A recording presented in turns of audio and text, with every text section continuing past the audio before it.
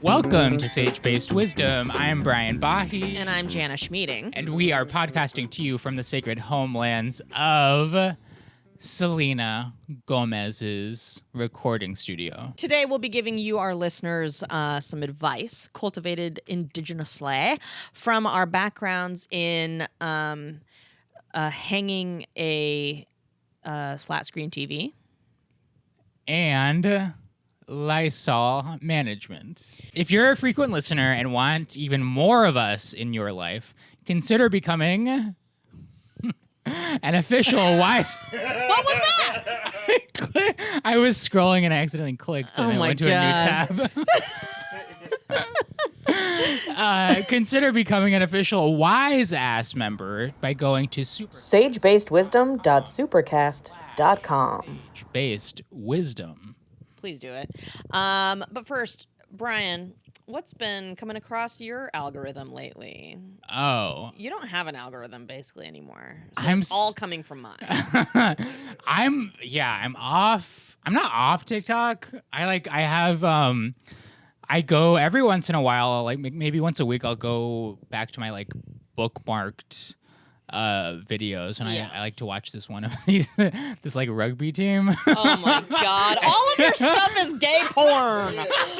And they're like in the locker room and they're doing this chant, and it's like cool. Is it like a Maori haka? No. Basically, yeah. Oh, it is. Basically. It's it's not. It's not an indigenous chant. It's not an indigenous chant. Okay. No, but he does look in the camera. I could jerk off to that. Yeah. For sure. And you should. And I do. Okay, so this is something that came across my stupid timeline, because I still am online for the pod. The first tactic of fascists is to tell you that you just have to fall in line and everything will be okay. But I want you to start by thinking about how many pressure points racists, xenophobes, and bigots have pushed on in American history. They weaponized homeowners associations to segregate neighborhoods, school boards to segregate and oppress schools, churches to teach homophobic dogma, jobs and companies to pressure and destroy unions. Are you in a position of power in any of those places? Has anyone in the past tried to infiltrate it with evil fascist bullshit? You can use the power you have over those organizations to, number one, prevent it, and number two, weaponize it against them. Use HOAs to collectively bargain mortgages. Join a fucking union. Weaponize school boards to prevent evil, shitty, capitalist propaganda from being taught in schools. You have so much power. Don't let him take it. Don't let him take it, guys. That's like a Disney Channel character. It is. It's like Mickey Mouse Club. Yeah. Anti-fascism. Yeah, in 10 years he's gonna be like Justin Timberlake's career, where it's just like he started out fighting fascism on TikTok, but we kind of just discovered he's a great dancer and has a good voice. And his Antifa sort of like TikTok dance is like fight the power. It's like John Early is doing like his Mickey Mouse Club dance. His name is Will Z Backup. Is this Will his backup account? Will Z Backup. Some of his recent TikToks are like Palantir CEO Peter Thiel, Apartheid Barbie 2.0. What? This is like Apartheid Barbie. I think he's talking about Christy Noah, my fave. Interesting. My girl. I was thinking he saw the Barbie movie and was like apartheid. I think actually the Barbie movie is anti-apartheid. But he applied apartheid kind of, what is it? What's it called when you like theory? Apartheid theory to the movie Barbie. Oh yeah, sort of. But that would be an incorrect interpretation of right. And Barbie. But I'm always like, why isn't it apartheid? Big questions coming from this guy right here. Why is it spelled apartheid? I don't know, but Will Z Backup is I guess our sort of Mickey Mouse Club Antifa on TikTok. He's kind of a buff white guy, as you have seen in the video, and he's like a buff white young guy who's being like, "Hey, are you wanna get rid of the xenophobes in your neighborhood? Join your HOA. HOA is a homeowners association. Will Z. Yeah. None of us are owning out here. So it's like step one, own a home. Oh, step one, own a fucking home, which is famously what we can't do right now. Willsie's like, I have 4 of them. Yeah, he's like, oh, weird. I have a house right down the street in Studio City, just 1.4 mil, 3-bed, 2-bath. This is actually kind of fun, though. It would be cool to see the world of like Disney Mickey Mouse Club woke kind of Antifa, Disney Antifa. Disney Antifa kind of sweep the algorithm.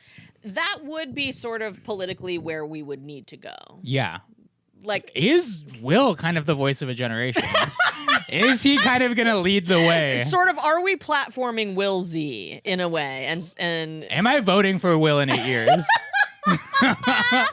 Is this Will Z's early political campaigning? Wow. Is he going to be like the next? I actually see it, and I'm going to buy AOC. I'm buying low. All of his.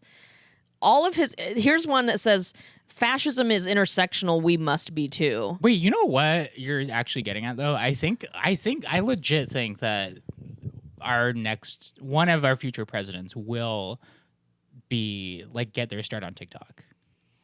Okay, can we talk really quickly about Gavin Newsom? Oh, please. Daddy Gavin. Yeah. I know you want to get railed by Gavin.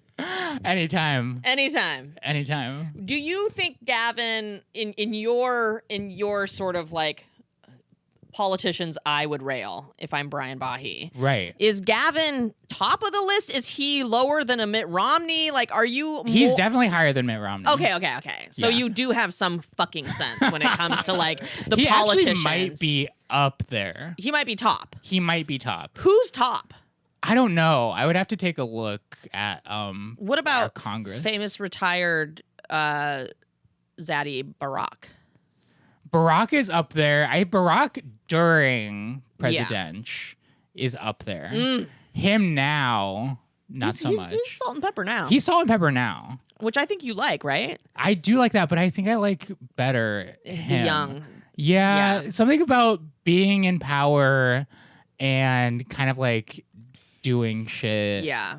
That's kind of that does being a bossy daddy. Rather than like releasing your Spotify like top 20. So if you're into a sort of a Gavin Newsom in his troll era, sort of his Antifa being like, this is insane, you guys, we gotta fucking like, we gotta shout this guy down. Trump. I actually did talk to somebody recently who said that they did meet Gavin Newsom at one point, and the sexual energy radiating from him was pretty intense.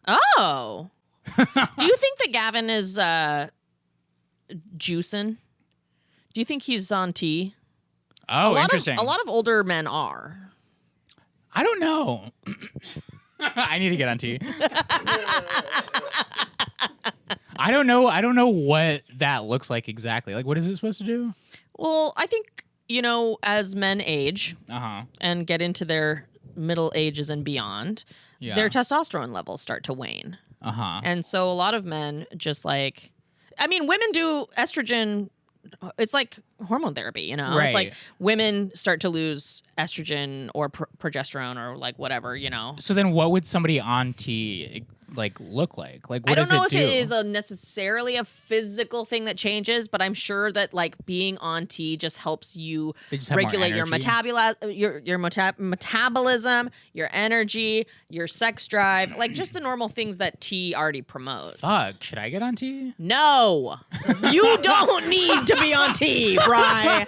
No, your sex drive is fine from what I can assess. My energy. Your energy is fine, Brian. Okay. We don't want any more. But like, I think I just wonder if Gavin is sort of. I would say that. I feel like a lot of if that's why his sexual energy is like radiating. I feel like the older men who are kind of like in positions of power. I think They a lot need of to. they need the Yeah, tea. they do. The yeah. tea is the tea. Mm-hmm. Mm-hmm. Yeah. So Gavin's sort of top of your list right now. Yeah. Yeah. Because Mitt Romney's actually pretty not even. I'm not even thinking about him. Yeah. Interesting. Because you love a political daddy. Yeah. You like a powerful daddy. I think I do. Who is at the top of your power list? In general? Yeah, sort of just off the top of the dome. Saddam. Just kidding. My God. Saddam. That's just the first thing that came into my head. Saddam over Osama is wild. First of all, I'm just kidding. Dash Turner has a great joke about killing Osama. Yeah. And how he would do such a better job because he would basically catfish Osama. And I agree. If we're talking about like sort of terrorist, fascist, who are the terrorists at the top of my list? Osama is like young Osama is pretty hard. He look good. So funny. You mean just power? Like, Shout out 9/11, like, you know, too soon. God is shout out 9/11. We're coming up on. Yeah. Is that today? No. No. Okay. I'm like, well, wait, it's about Is that today? time. Oh my God. Oh no, it's 9/11. Yeah, I don't know. Saddam is not even, to me, Saddam is uggo. Do you mean politically or just in general? I mean, I'm not meaning politically for any of this because I can't equate somebody's appearance. If I were saying politically, I would also you said power. Power. Where's like the power? I'm talking By about power, sexually. By power, do you mean political power or just like power? Yeah, well, yeah, all of the power. Who's at the top of my list? That you would fuck because they're powerful. Because you said you're into men that are powerful and of an age. The president of the academy. Do you know who that is? No. Brian, I'm trying to be serious, Brian. I don't know. I can't think. Okay. Well, so far we have Mitt Romney and Gavin is on there. We'll add to this list. Yeah, we'll add. This is a growing segment. Okay, great. Who Brian would fuck? Men of power. Brian's power list, top 50. You're back from Montreal. Montreal, Quebec. Uh-huh. Quebecois. Quebecois. How was it? It was. Comment ça va, Quebecois? No, that's.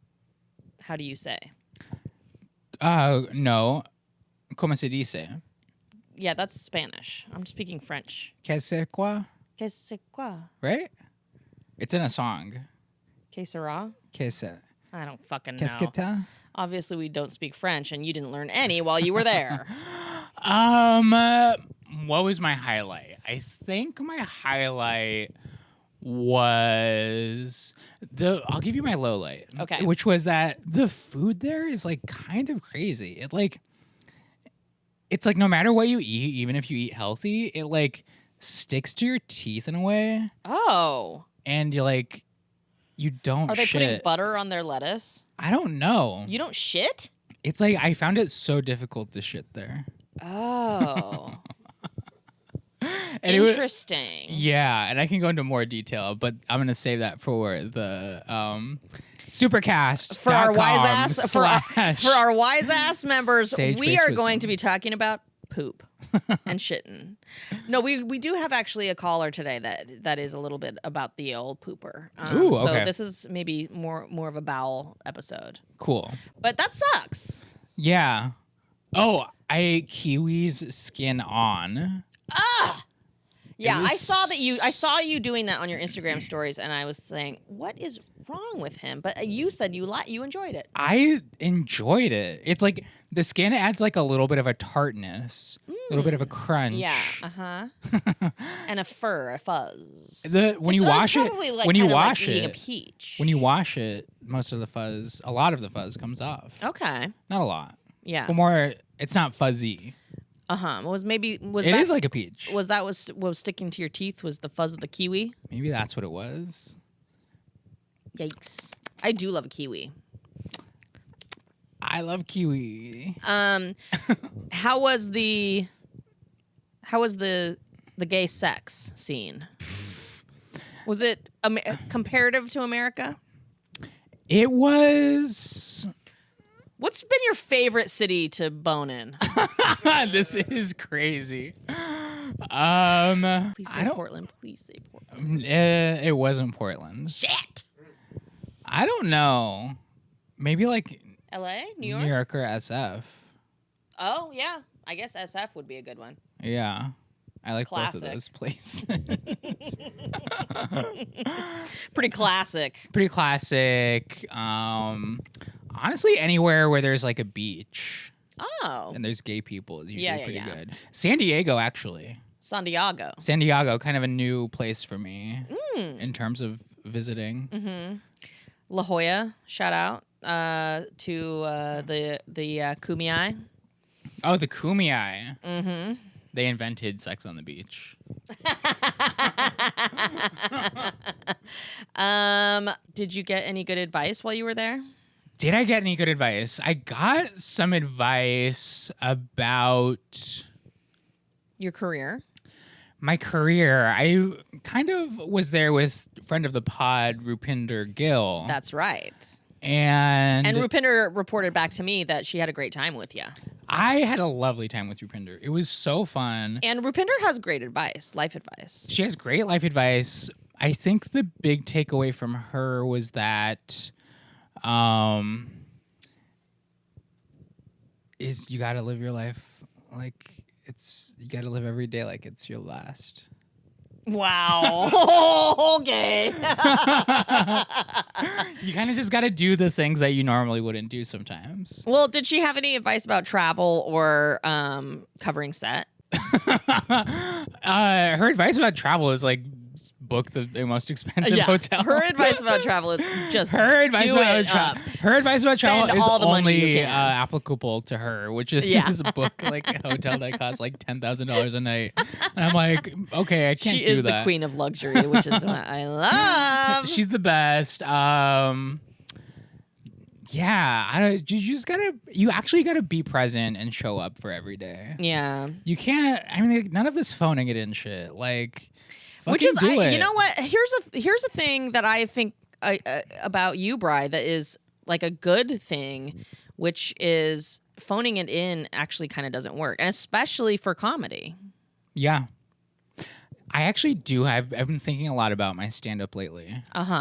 This is really navel gazy. Love it. But isn't that what podcasts are, after all? I'm thinking about my stand-up, and I'm like, I feel like I almost a little bit. Maybe I shouldn't even say this. I feel like if you're ever thinking maybe I shouldn't say this on the pod, you absolutely should. This might hurt me industry-wise. I feel I a little bit think that like my peak stand-up was like right before I moved to LA because I was doing it the most in New York. I was like doing it like every night of the week almost, sometimes multiple times a night. And I was just like a machine in a way that I felt like so confident. And then I moved to LA, you know, moved here for a job. And so the job kind of becomes the focus. Your life changes because you're no longer the same person. Like I think I was better at stand-up then because I had a really strong grasp on who I was as a person, which was just like kind of like a dirtbag, like was like that had terrible shit happen to him, but it was like kind of funny because it was all in pursuit of like chasing my creative goals. And then I'm here and I'm not really that person anymore. And I'm trying to figure out how to turn what I am now or who I am now into stand-up, but it's not as easy as it was when things weren't, you know, when you were still trying to come up in a way. This is a very interesting topic, which is that comedians evolve. Yeah. And comedians grow up. And when you grow up and your life gets better and you become more of an adult, do you become less reflective about that growth? Is it not as funny when you're not going through as much hardship? Is life not as funny? I've heard so many stand-ups say, I don't do as much stand-up anymore because my life is good. It's one of those things where it's like, I think there is funny stuff, but it's, I don't even know what I'm trying to say. It's just like, it's kind of, you have to figure it all out again. Like, you had this point of view. Exactly. And it's no longer your point of view. And so you're kind of like almost starting from scratch in a way of like, okay, wait, this is my point of view now? Yeah. And it's hard because also the change, it didn't just happen. It's like something that I actively chose and like have worked on to like grow and like be an adult. And so. And now the new challenge is rediscovering what your new point of view is. Right. Knowing how you've grown. And find that comedic take. Yes. On it. I think that you will always have to do that. That's just Totally. like part of it, is being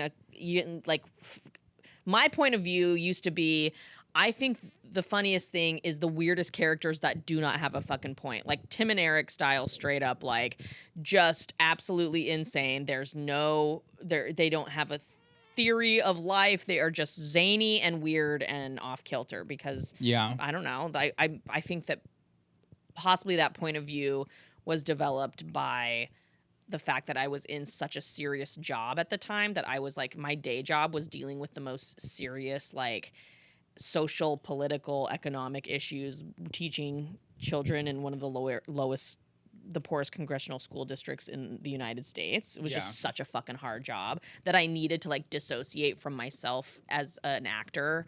And I was writing sketch comedy that was so fucking weird, and just like it's almost like like one of the characters I did was a fucking like a canning lady who went around and collected cans and was a roommate with like 50 women from Pyongyang. That like I was just like doing fucking like, yes, it was so fucking weird. But I saw this documentary about canning people in New York City, and I was like, I want to do that character, like just a white canning lady who's out here just like collecting cans in people's trash cans, and like that was what I thought was funny at the time, you know? Yeah. I was sort of going through the era that maybe John, our producer, is going through right now, which was like very just rich with stupidity and like funniness. And I was so in my shit in that moment. Like, and we were just cranking out like a web series and just like fucking funny shit all the fucking time. And we're doing live shows, constant live shows in New York City. I mean, here's also the thing. New York City lends itself to constantly performing. Totally. It's so easy when you live so and work. You're working in comedy. So you're writing comedy all day for some other people, not yourself. And like you get home every day and you're like, do I want to write more comedy for myself? It's kind of hard. You're kind of feeling a little tapped out maybe. It's a little bit of a tap out. It's a little bit of finding the motivation to do it. Finding the motivation to actually write is tougher when you're actually working at it. But I will say that I've come to a place where the things that I'm working on and developing right now are ideas that are very much having to do with where I am in life. I think you get to a maturity point where your comedy only gets deeper. Yeah. It just gets more real. For sure. And that's a good thing. Bill Burr. You know, the hope is that comedians grow and evolve and do a Bill Burr sort of about face, where he's like, my political beliefs have deepened, my relational beliefs have deepened. Yeah. I now have a partner in my life who's straightened me out a lot and expects better from me. So I'm not trying to like, you know, be a piece of shit out here. Yeah. You know, Mark Maron. Speaking of Mark Maron, his podcast is ending. I know. Is ours the next? Do we fill Mark Maron's the hole that Mark Maron is leaving behind? You know, with the guests that we have in rotation, I do feel like we're in the mix. Obama. Melissa Villaseñor. I would love to have Melissa Villaseñor on the pod. Can we get Melissa? We can probably get her, I bet. Come on, Melissa Villaseñor. I love you. I really love her. I love her drawing and her art too. But yeah, I do. Speaking of also of Marc Maron, I have been interested in watching his sort of PR thing that has been happening now that his podcast is ending and he has a stand-up special out. Yeah. He's been all over the fucking place. He's all over the place. You're saying we get him? No, we can't get Marc Maron. I wish we could.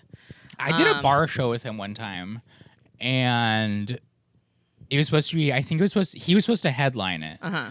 And I was supposed to go somewhere in there before him. And I was like, I actually love, like, Marc Maron might be one of the reasons I started doing stand-up. Love and that. so I was like, I need him to see me do stand-up. I need him to see me do well. And it was like a good show. and then there. He has to go early because he was like, I need to leave. And I was like, no. But yeah. Yeah. I'm putting it out in the universe that Okay. Marc Maron likes I my stand-up. have a couple. Marc Maron is not. I've done not a podcast with Marc Maron, but I did like a fundraiser, like a virtual fundraiser during COVID. Yeah. With Marc Maron and Bobby and Dallas, and I did one. Yeah. I know. It'll happen. So we can get Marc. I need to meet Marc. We can make it happen, Bri. Okay. Should we just skip right to our listener? Yeah. Okay. Hi, Brian and Jana. My question is about hemorrhoids and chronic illnesses such like them. I've experienced Is hemorrhoids a chronic illness? And anal fissures for probably the last 4 to 5 years. Oh. And I've gone to doctors, I've done a lot of things. Right now I'm avoiding getting a colonoscopy because it seems like a lot of work and I didn't know you had to fast for that long. And Jana, I did want to just say, I totally felt you on the celiac is not real. I thought that was hilarious. But I did get tested and I'm not celiac. And so, yeah, Why'd I'm you get kind of tested? struggling, juggling doctor's appointments and mental health and feeling like I'm the problem or I'm the reason why this health condition continues on. Because I think for some reason in the health community or spiritual community that I've seen people kind of shit on or almost make illnesses Pun intended. something to do with me deeply personally, and I'm trying to rework that in my head. And really my question is, do you have any experience dealing with chronic illness, and if so, do you have any advice? Okay, I just want to say that this caller, in their speak pipe, where you can put either anonymous or you can write your name, this caller said, I'm a longtime listener, love you guys, and think the pod is 10 out of 10. Aw. So first of all, love you back. Love you. If this is you, you should become a wise guy and sign up to be a wise guy. sagebasedwisdom.supercast.com. Yeah. And for $5 a month, you can have more of us in your life. Okay. So this is a question about hemorrhoids and anal fissures. And this is what I was talking about. Our hole's fucked up. What happened? What our bodies are revolting. And here's what I'm going to say. First of all, I have PCOS, which is, I think, considered a chronic illness or disorder. PCOS? Polycystic ovarian syndrome, which is there's just a lot of cysts on my uterus and ovaries, and it causes insulin resistance, which is weight gain is really a issue that even weight loss, I can't, it's very hard for me to lose weight, if I tried. It's also there's a lot of things that come with PCOS, and it's also a spectrum disorder that can be minimal and troubling, but like I've talked to so many of my uterus having friends in the past few months and years, and a lot of people are dealing with sort of fibroids or uterine issues. Yeah. And also I have a cousin who is in her early 40s, a woman who was recently diagnosed with rectal cancer.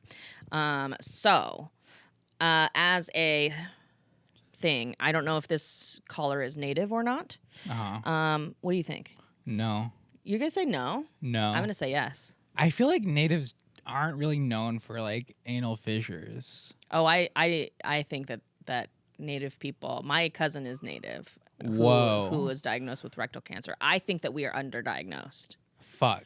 I think that we have a lot of chronic issues in our communities, a lot of chronic disease. Yeah. And we are underdiagnosed, honey. We're underdiagnosed. Okay, I agree with that. So what I am going to encourage this caller to say right off the bat is please go get a colonoscopy.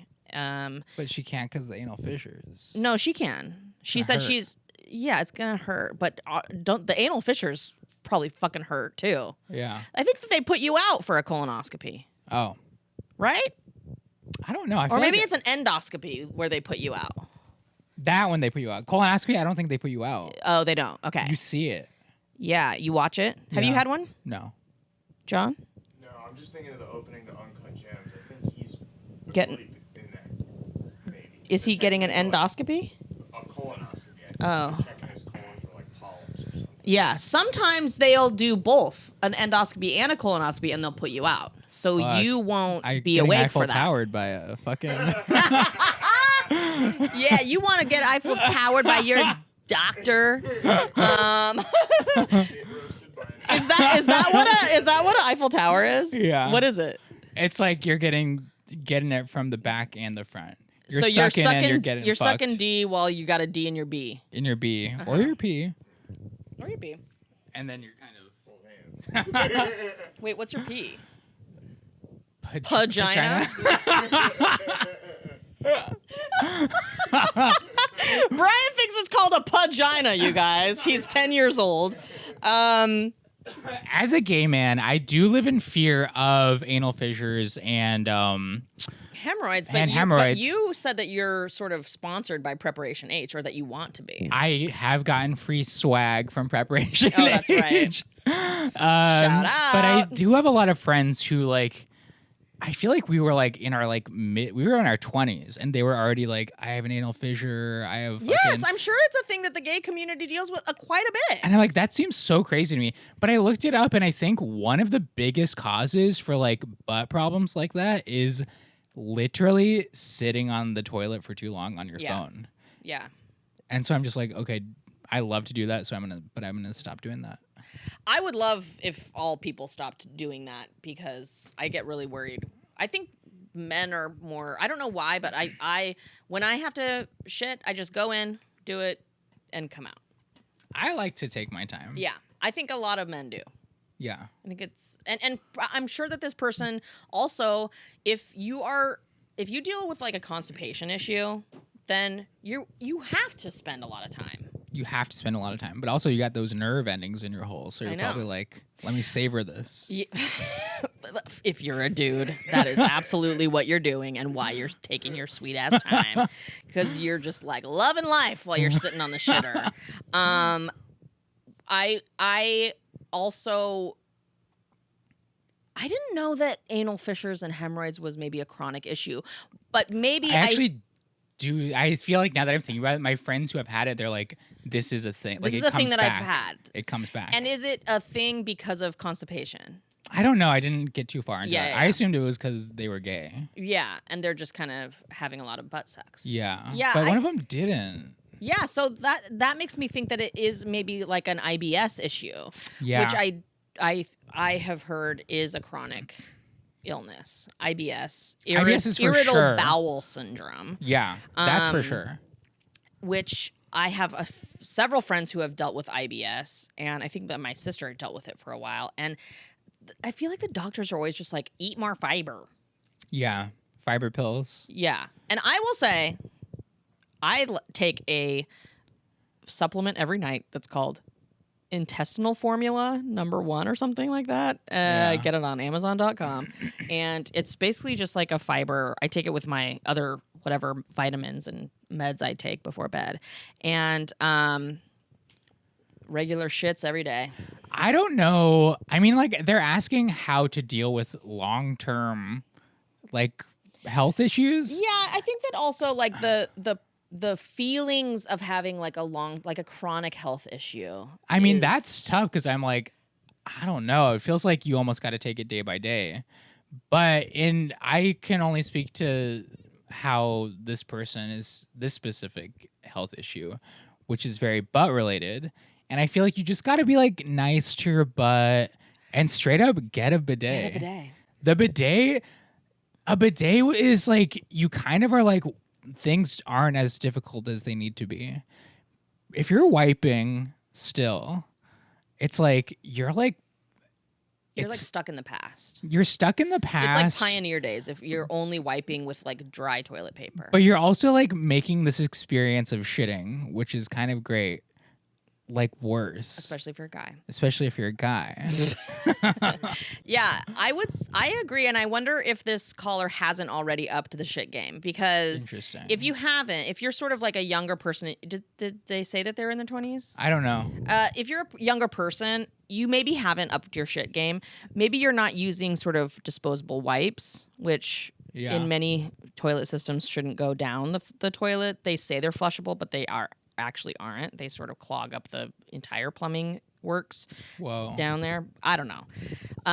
But bidet, wipes instead of dry, and a maybe like a Tux pad that is like a witch hazel soothing wipe at the end. Huh. I've seen men who use a Tux medicated pad to just, it's like almost like a, what do you call it after like an aftershave. It's almost like a little like a little refresher when all of the wiping and rinsing is done. Yeah. Okay. I support that. Yeah. Yeah. Maybe definitely don't wipe front to back or back to front. No, and I'm sure that this person doesn't. Hopefully, they're not dealing with that, because the issues aren't in the front; their issues are in the back. Right. You don't want those issues to move to the front. Are we in a culture that is like making shitting hard? Like, are we eating foods? Is our food system so fucked that we are having difficulty shitting now? Is there a whole sort of a pooping industrial complex that we've encountered? Where did pooping used to be just sort of run of the mill, people out in the prairie, indigenous people just like digging the community latrine near camp, and we were just freely shit. It was just shitting, no problems. Because now I've been hearing talk of, hey, if you're like, used to be, you start getting your colon checked when you're like in your 40s and 50s, like late 40s and 50s. And now it's like, hey, guys. And my cousin, by the way, who was diagnosed with rectal cancer, early 40s. Damn. Yeah. So what's going on? Yeah. I think we're under a lot of stress. That's true. And I think we're also sitting a lot. We're sitting so We're sitting right much. now. Yeah. I sit on this couch all the time. And, I mostly that can't be good. I mostly sit. That can't be good for the intestines. Yeah. Yeah. I mean, blood flow. You're kind of cramping the guts down. Yeah. We're all working in offices. We're working from home now. Maybe stretch. Ooh. Get some stretching in there. Get some squats. Some squats. Touch your toes.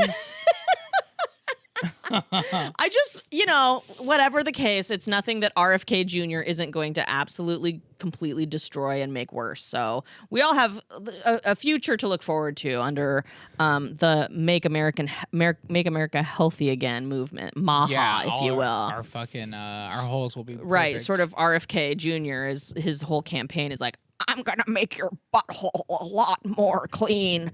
All you got to do is eat bears and go out into Central Park and That would jump on the wildlife. That would be an interesting campaign strategy if somebody was like, look, things are bad, but your holes will be clean. And feel really If good. If only that's what he was saying. And smell so good, and then I would be like, I'll vote for this person. Yeah. That's what we need Gavin Newsom to get on it, Gavin Newsom. I heard Gavin Newsom and His hole smells good? No, I heard that he I'm going to encourage Gavin Newsom to hop on this bandwagon. Make your hole healthy again. Free the hole. Free the hole? Free hole That's days? something different. That's a different pod. But I heard that there's going to be this new health alliance between California, Oregon, and Washington, and maybe Hawaii. So a Western health alliance that's going to go against the Make America Healthy Again movement. Oh, shit. And they're like, we're going to provide health care for our states, and we're gonna, like, not going to ban abortion, and we're not going to like do all this fucked up shit that we're going to mandate because, you know, RFK Jr. and in collaboration with Ron DeSantis or whatever the fuck is going on in Florida, they just banned mandatory vaccines for public schools in Florida. Wow. So, you know, Florida, you better cover your hole in Florida. Everybody's getting fucking measles there. You better get vaccines if you want to live in Florida. If you do live in Florida. R.I.P. Florida. R.I.P. Florida, and also those Florida fuckers are coming into our states. Yeah. With their nasty ass measles. I do love somebody from Florida. Girl, you better stay out of Florida, Bri. You're gonna get the fucking measles, mumps, rubella. It's coming for you. You're gonna get fucking. You're gonna get vaccinated. Yeah, you got to stay vaccinated. Make sure you're updated. Okay, good. Yeah, then you can't get it. Okay. But, you know, all the young kids that are going to public schools, they're getting it. They're getting it. So crazy. It's crazy because it's like vaccines are free and necessary. But more important, they're free. And for me, that's kind of the selling point. It's like if anything's free, you should take it. 100%. Bri, where we at time wise, John? I think we just hit 40. Oh, okay, great. I feel sorry. I feel for you, caller. Yeah. I mean, I think it's like you kind of. Is there a community that you can reach out to? The IBS community? Reddit.com/IBS. Yes, that's another thing I hear is sort of Reddit is that golden. Yeah, Reddit is the Twitter of this generation. I'm sure there's no way you're the only one suffering this plight. Yeah. And so to be able to have a space that you can talk about this with other people that are afflicted by it could be helpful. Mm-hmm. They might have some insight that we're not able to offer. Reddit.com /hemorrhoids. /hemorrhoids. The hemorrhoid community. They're strong. They out here. They marched. You know who else gets hemorrhoids? Pregnant women. Fuck. Because think about it. You got a baby-sized weight pushing down on your guts. Can you imagine? That's so crazy. And you're over here, I want to have a baby someday. Think about that. Just think about having a fucking like a watermelon in your guts, just like pressing on your fucking colon. Yeah, fucking swishing around. Oh my God. Water aerobics in your belly. Oh. The pressure when you take a crap. Yeah, it's crazy that mothers love their child. I would almost be mad. I'd be like, you piece of fucking I'm shit. sure that there is actually now that. Anytime my mom yelled at me, I'm okay with that now. Yeah, she had like the rage of 9 months. Just in this moment, I've come to terms with that. Yeah. Maybe I don't need to go to therapy. I forgive all ills. I forgive anything that my mom did. Yeah, no. That I feel pregnancy to me as a woman of size, a fat woman. I feel like pregnancy would be so horrible. Just being fat is tough on the organs. It's tough on. It's just like hard. I was talking about the beach chairs. You know, the ones that are like really low off the ground. They just kind of they sit off the ground. Because I went to Cinespia, which is like an outdoor movie, and I went and saw Spinal Tap last night, and it was so fun. And the one thing that I didn't like about it is you're just sitting on the ground for like 5 hours. You're like sitting down on the ground, and so it's like, okay, do I stretch my legs out? Am I sitting Indian style, as we say? Style, Navajo style. Are we sitting like this, cross-legged, or are we doing a side sit, a lay? And you got to kind of change it up as the night goes through because it's so uncomfortable. Yeah. And I was like, oh, wish I had those little beach chairs still. Yeah. My little Tommy Bahama beach chairs, or as I used to call them, Tammy Bahami. But here's what I hated about them. Yeah. They are impossible to get out of. Yeah. You're so low to the ground, so you're basically already in sort of a reclined squat. And then you have to, and I'm a fat woman, so I have like over 200 pounds of like, I gotta it's like getting out of a sedan. Or like I wrote in one of my friends has a very small like convertible, like not a Corvette, but like it's like a little, who's this? Like a Mazda Miata. Marcos Luevanos. Wait, is it convertible? You just said it's a convertible. I think I might get a convertible. Me Brian, with a nipple piercing. He doesn't have a back seat. How are you going to go to Trader Joe's and get your groceries with no back seat? Trunk. There's no trunk.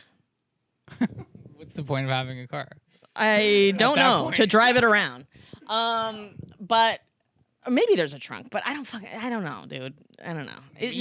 Me cruising down with your nipple piercings. 405, top down, nipple out, pierced. Listen, I'm not going to say don't do it. But I will say I'm probably never going to ride in it because getting in and out of that shit is humiliating and uncomfortable. Yeah. Okay. Anyway. Well, you haven't ridden in my car even when it's not a convertible. No, but you do drive sort of a wine red, like a soccer mom sedan. No, that was in Portland. That was rental. That's right. That was your Portland rental. I was like, oh, Auntie Brian's here, pulling up in the like Nissan Altima. It literally was a Nissan Altima. God, I'm good. I drive a Kia Forte. What's that? Is it a mini SUV? No, it's just like a sedan. It's basically like a Corolla. Yeah. But it's Kia's version. So kind of still an anti car. A little bit. I love it. What color is it? Like gray. It's so banged up in a way that I'm like... Is it yours? Do you own it? No. You're leasing it? Yeah. Did you bang it up? Yeah. You're going to pay the price. No! That's my greatest fear. Wait, You're going to pay the price. Can I take it to a body shop and have them fix it before I take it? Yeah, that's expensive, but yeah. Is it? Would it be more expensive? Either way, you're paying the price. Fuck. I don't know. What if I do it? I don't know. I have no idea what damage we're talking. It's not bad, but as I mentioned earlier, maybe not on this podcast, but I did go to the Kia dealership to get my car serviced, and they kind of like looked at it and they were like, "You know about this? You know about this?" They were like pointing out all the damages, and I'm like, "Yeah." They're gonna ding you when you turn it back in or renew your lease, but you can whatever. C'est la vie. C'est la vie. Live in the moms. Live in the moms. Bri, I think that we are coming up on time. Yeah. So our message to you, guest, there's not a guest, listener, is that is all the time we have today. We hope that our wisdom made your life better, but we will not be issuing refunds if you didn't. If you or anyone you know needs advice, has a question for us, or just wants to chat about something, leave us a message. There are 3 different ways to do that. You can find them in the show notes, and we'll give you our smudgiest, sagiest solicited advice. As as always, we'd love you to follow us wherever you listen to podcasts and on YouTube. And again, support our work by becoming an official Wise Ass member by going to supercast.com/sagebasedwisdom. It's only $5 a month, you guys, and it's so much fun. We're going to have full-on extra episodes every month, one extra episode every month, and we'll have, exclusive Wise Ass content for subscribers only. Each month I'll show you a different body part. Thank you so much for tuning in. Agone. Ciao, ciao.